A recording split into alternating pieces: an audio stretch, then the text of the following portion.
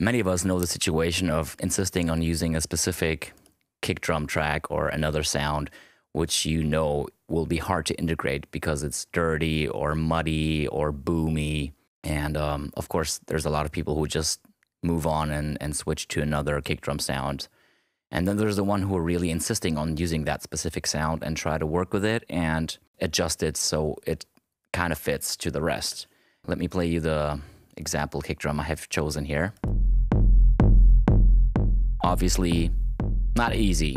It's long, it's very boomy, it's quite distorted. And unless you're using very little elements, this could be a problem. Let me play you a sub bass with it so it gets even more obvious.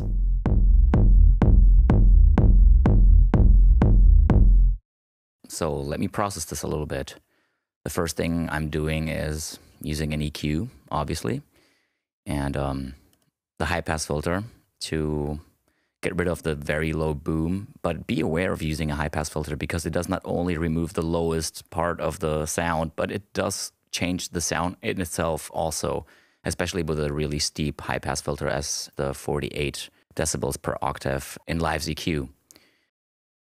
So maybe use some high quality headphones and see what it really does to the sound. High pass filter can be a sensitive thing. Anyway, let's move on.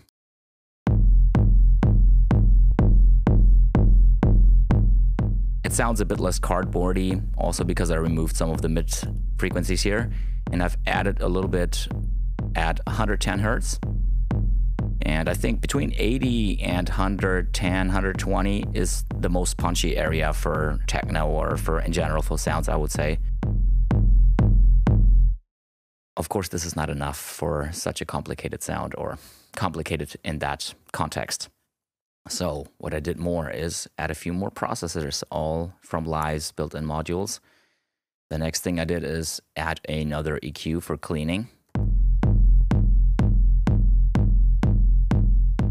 Some little dips here and there, and a low shelf where I reduced the overall bass. Some more dips here in the mid frequency and also in the sub area, and then I added a high shelf for a bit more snap. We have lost some of the boom, and I will add this back with the overdrive.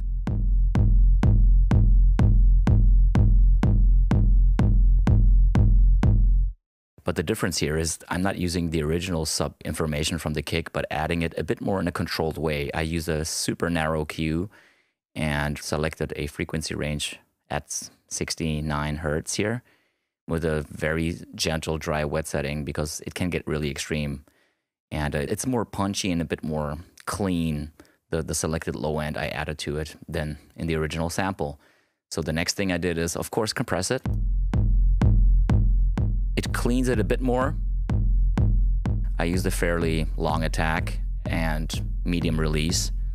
The long attack to let the transient come through, and not too short release because I want the release also to still compress the long decay of the kick drum. I want to get rid of the boom. So the next thing is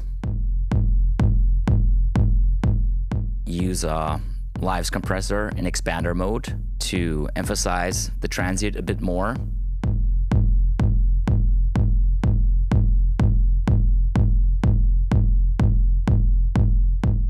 Let's play it with a sub bass.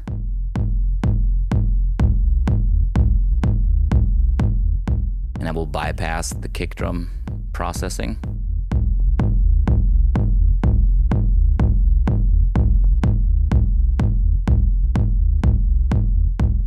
Obviously, it integrates a bit better. There's less mud and less boxiness and cardboard sound.